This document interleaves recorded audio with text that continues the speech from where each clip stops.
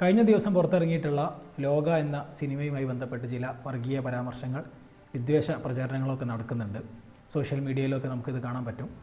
ഇതുമായി ബന്ധപ്പെട്ട കാര്യങ്ങൾ നമുക്കൊന്ന് ചർച്ച ചെയ്യാം. ഈ സിനിമയെ പറ്റി പറയുകയാണെങ്കിൽ മലയാളത്തിൽ ഈ ഒരു ജോണറിൽ വരുന്ന സിനിമകൾ വളരെ കുറവാണ്. ഒരു സയൻസ് ഫിക്ഷൻ അല്ല, പകരം ഒരു ഫാൻറ്റസി മൂവി എന്ന് വേണം പറയാൻ. പൊതുവേ മലയാളത്തിൽ അത്തരം സിനിമകൾ കുറവാണ്. നമ്മൾ മിന്നൽ മുരളിയിലൊക്കെ കണ്ടതുപോലെയുള്ള ഒരു സൂപ്പർ പവർ, സാധാരണ മനുഷ്യർക്ക് ഉണ്ടാവാത്ത ഒരു എക്സ്ട്രാ പവർ കിട്ടുന്ന നായിക, അതാണ് ഈ ഒരു സിനിമയിലുള്ളത്.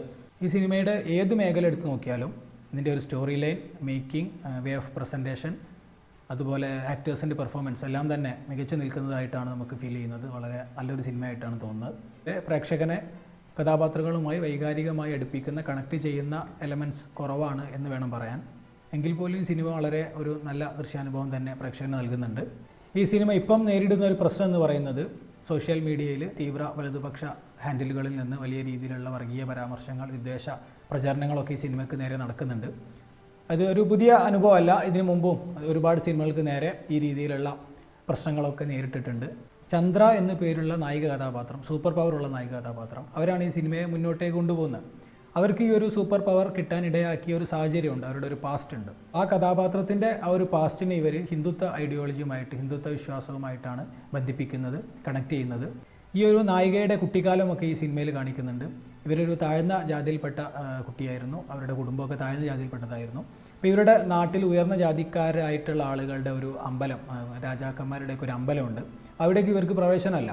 ആ അമ്പലത്തിലേക്ക് അവരുടെ ആചാരങ്ങൾക്ക് വേണ്ടി വരുന്ന രാജാവ്, ഈ രാജാവിന് ഇവർ ദൂരത്ത് നിന്ന് നോക്കി നിൽക്കുന്നു. അവർക്ക് അവിടേക്ക് പ്രവേശനമില്ലാത്തതുകൊണ്ട് തന്നെ. അപ്പോൾ ഇത് ഈ കുട്ടികൾ ഇങ്ങനെ കാണുന്നുണ്ട്, രാജാവ് വരുന്നതും അവരവിടുന്ന് ആചാരങ്ങളൊക്കെ ചെയ്ത് പോകുന്നതൊക്കെ. അമ്പലത്തിൽ എന്താണ് നടക്കുന്നത് എന്നൊക്കെ ഉള്ള ഒരു കൗതുകത്തിൻ്റെ പുറത്ത് ഈ നായികയും കൂട്ടുകാരും ചേർന്നിട്ട് ഈ അമ്പലത്തിലേക്ക് കയറുന്നു. ആളില്ലാത്ത സമയം നോക്കി അമ്പലത്തിലേക്ക് കയറുന്നു. അമ്പലത്തിൽ കയറിയിട്ട് അവിടെയുള്ള വിഗ്രഹത്തിൻ്റെ കാൽവിരലിൽ അണഞ്ഞിട്ടുള്ള ഒരു മോതിരം പോലെ ഒരു കൈൻഡ് ഓഫ് ആ ഒരു സാധനം എടുത്തിട്ട് കുട്ടികളായി എടുക്കുന്നു.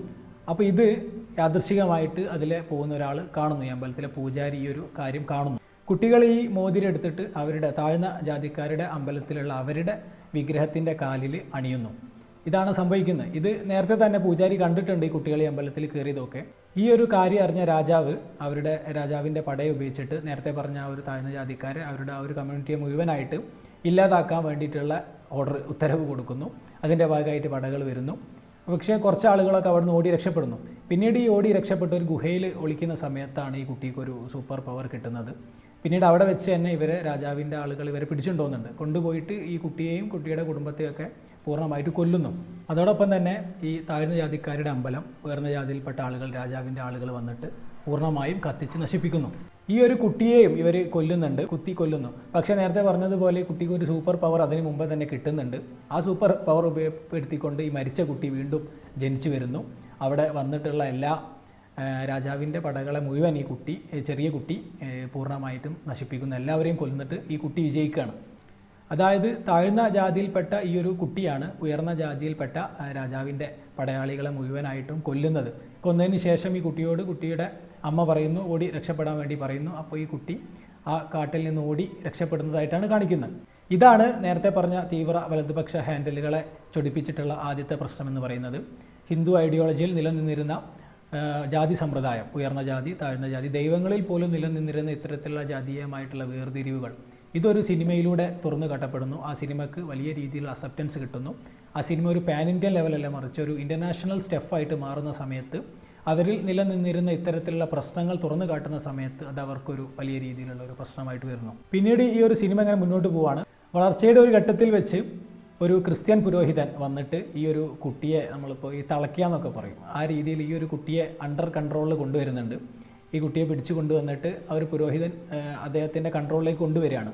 ഇവിടെയാണ് ഞാൻ നേരത്തെ പറഞ്ഞ ആളുകൾ പറഞ്ഞിട്ടുള്ള രണ്ടാമത്തെ പ്രശ്നം എന്ന് പറയുന്നത്. നേരത്തെ നമ്മൾ പറഞ്ഞ ഉയർന്ന ജാതിക്കാരനായിട്ടുള്ള രാജാവിനെയും രാജാവിൻ്റെ പടയാളികളെയും ഒക്കെ വെല്ലുവിളിച്ചുകൊണ്ട് അവരെയൊക്കെ ഇല്ലായ്മ ചെയ്തുകൊണ്ട് വളർന്നു വരുന്ന താഴ്ന്ന ജാതിയിൽപ്പെട്ട പെൺകുട്ടി, ആ കുട്ടിയെ കൺട്രോൾ ചെയ്യാൻ വേണ്ടി വരുന്നത്, ആ കുട്ടി അടിമപ്പെടുന്നത് പിന്നീട് ഒരു ക്രിസ്തീയ പുരോഹിതനാണ്. ഈ പുരോഹിതൻ വന്നിട്ട് ഈ കുട്ടിയോട് പറയുന്ന ഒരു കാര്യമുണ്ട്, ഈ ലോകത്ത് ഒരുപാട് അദൃശ്യ ശക്തികളുണ്ട്, അതിൽ നല്ലവരും ചീത്തവരും. ഇതിൽ എല്ലാത്തിനെയും കൺട്രോൾ ചെയ്യാൻ എന്നെപ്പോലുള്ള മനുഷ്യർക്ക് കഴിയില്ല. അവിടെ എനിക്ക് നിങ്ങളെപ്പോലെയുള്ള അദൃശ്യ ശക്തികളുള്ള ആളുകളെ വേണം. അതായത് ആ കുട്ടിയോട് പറയുന്നത്, നിൻ്റെ ഈ ഒരു അദൃശ്യ ശക്തി നല്ല രീതിയിൽ ഉപയോഗപ്പെടുത്തണം, അതിന് എനിക്ക് നിന്നെ വേണമെന്ന് പറഞ്ഞിട്ട് ആ പുരോഹിതൻ ആ കുട്ടിയെ ജീവിക്കാൻ വേണ്ടി വിടുകയാണ്. ഇത് ആരാണ് പറയുന്നത്, ആരോടാണ് പറയുന്നത് എന്നുള്ളതാണ് നേരത്തെ പറഞ്ഞ ആളുകൾക്ക് ഒരു പ്രശ്നമായിട്ട് വന്നത്. ഒരു ക്രിസ്തീയ പുരോഹിതനാണ് പറയുന്നത്. ആരോടാണ് പറയുന്നത്? നേരത്തെ പറഞ്ഞ ഉയർന്ന ജാതിയിൽപ്പെട്ട ആളുകളെ വരെ നശിപ്പിച്ചില്ലായ്മ ചെയ്ത് അവരുടെ സിസ്റ്റത്തിനൊക്കെ എതിരെ നിന്ന ആ ഒരു താഴ്ന്ന ജാതിക്കാരിയെ സപ്പോർട്ട് ചെയ്തുകൊണ്ട് പറയുന്ന ക്രിസ്തീയ പുരോഹിതൻ.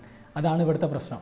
ആ ഒരു സീനോട് കൂടി ആ സിനിമയുടെ ആ ഒരു ഫ്ലാഷ് ബാക്ക്, ഈ ഒരു നേരത്തെ പറഞ്ഞ നായികക്ക് എക്സ്ട്രാ പവർ കിട്ടാനിടയായ ആ ഒരു സാഹചര്യത്തെ പറ്റി പറഞ്ഞിട്ടുള്ള ഫ്ലാഷ് ബാക്കോടുകൂടി അതവിടെ അവസാനിക്കുകയാണ്. പിന്നീട് ഇപ്പോഴത്തെ കാലത്ത് നടക്കുന്ന കഥയാണ് പിന്നീട് വരുന്നത്.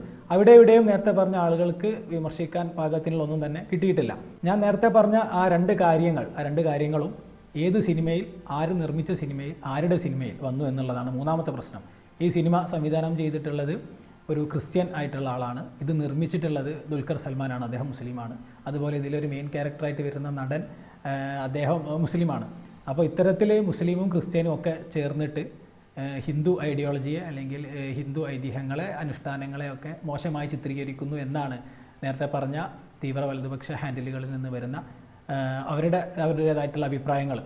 ഇതൊരു പുതിയ സംഭവമല്ല. കഴിഞ്ഞ കുറച്ച് വർഷങ്ങളായിട്ട്, ഒരു 10 വർഷക്കാലമായിട്ട് നമ്മുടെ രാജ്യത്ത് നടന്നുകൊണ്ടിരിക്കുന്ന സംഭവം തന്നെയാണ്. മലയാള സിനിമയിലും ഇപ്പോൾ ഇതിനു മുമ്പും ഇതിന് സമാനമായിട്ടുള്ള ഒരുപാട് അനുഭവങ്ങൾ ഉണ്ടായിട്ടുണ്ട്. ഇതിനൊക്കെ നമ്മൾ അവജ്ഞയോടെ തള്ളുക എന്നല്ലാതെ മറ്റൊന്നും ചെയ്യാനില്ല. കാരണം സിനിമ ആണെങ്കിലും മറ്റു കലാസൃഷ്ടികൾ ആണെങ്കിലും ഒക്കെ അതിനൊക്കെ അതിൻ്റേതായിട്ടുള്ള ആവിഷ്കാര സ്വാതന്ത്ര്യമുണ്ട്. അതിൻ്റെ പരിധിയിൽ വരുന്നത് മാത്രമാണ് ഇതെല്ലാം. ഇതിൽ നിന്ന് നമ്മൾ മനസ്സിലാക്കേണ്ടത്, നമ്മുടെ രാജ്യത്ത് ഒരു കലാകാരനെ അല്ലെങ്കിൽ ഒരു കലാസൃഷ്ടിയെ ഒക്കെ എത്രത്തോളം ഇവിടുത്തെ ഭരണകൂടം അവരുടേതായിട്ടുള്ള രീതിയിൽ നിയന്ത്രിക്കുന്നു, നിയന്ത്രണ വിധേയമാക്കാൻ ശ്രമിക്കുന്നു എന്നുള്ളതാണ്. ഇവരുടെയൊക്കെ മനസ്സിലുള്ള ഒരു ഹെയ്റ്റ് എത്രത്തോളം ഉണ്ട് എന്നുള്ളതാണ് നമ്മൾ ഇതിൽ നിന്ന് കാണേണ്ടത്. ഒരു വ്യക്തിക്ക് ഇവിടുത്തെ ഭരണഘടന ഉറപ്പ് നൽകുന്ന ആവിഷ്കാര സ്വാതന്ത്ര്യത്തിനു മേൽ എത്രത്തോളം ഒരു ഭരണകൂടം അവരുടെ പൊളിറ്റിക്കൽ പവർ ഉപയോഗപ്പെടുത്തുന്നു, അവരുടെ ആശയങ്ങളെ പ്രൊമോട്ട് ചെയ്യാനും മറ്റുള്ള ആശയങ്ങളെ പ്രൊമോട്ട് ചെയ്യാതിരിക്കാനുമുള്ള നിയന്ത്രണങ്ങൾ വരുത്തുന്നു എന്നുള്ളത് വേണം നമുക്കിതിൽ നിന്ന് കാണാൻ.